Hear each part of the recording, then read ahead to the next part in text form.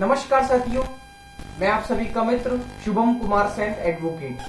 साथियों, मैं आपको एक नए कानून के तहत मैंने किसी पर केस किया था, किसी को पाबंद करवाया था और उसमें अरेस्ट करवाया था, उसकी ये फाइल है। आप लोग ये देख सकते हैं। मतलब 1 जुलाई 2024 को जब नए कानून लागू हुए, उसके तहत ये मेरी फाइल है।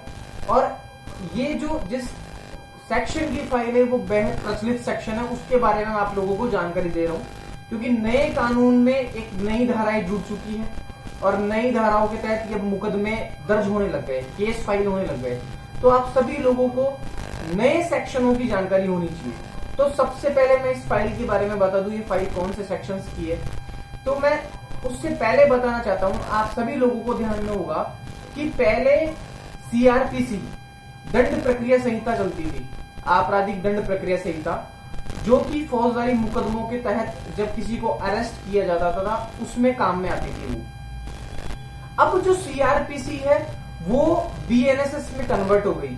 मतलब सीआरपीसी को अब बीएनएसएस कहने लग गए।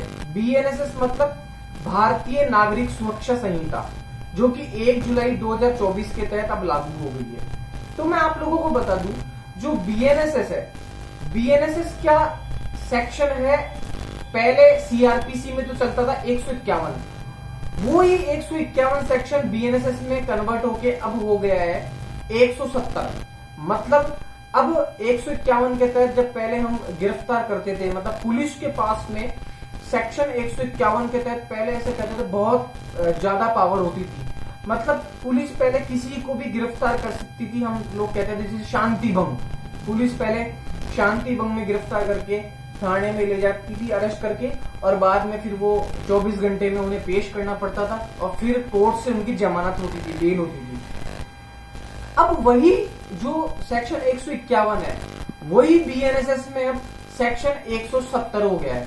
तो आप सभी लोगों को जानकारी सबसे पहले तो इस बात की होनी चाहिए कि अब जो शांति भंग की धारा है वो बीएनएसएस की धारा 170 में कन्वर्ट हो चुकी है। तो अब हम सभी को यही बोलना चाहिए कि शांति भंग में 151 नहीं, शांति भंग में अब 170 लगती है।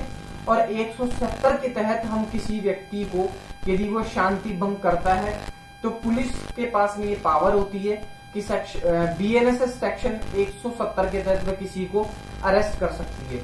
और ये जो मेरे पास में फाइल है, मेरी फाइल है, ये उसी सेक्शन की है, बीएनएसएस सेक्शन 170। उम्मीद करता हूं साथियों आपको ये मेरी नए सेक्शन की नई फाइल के बारे में आपको जानकारी समझ आई होगी।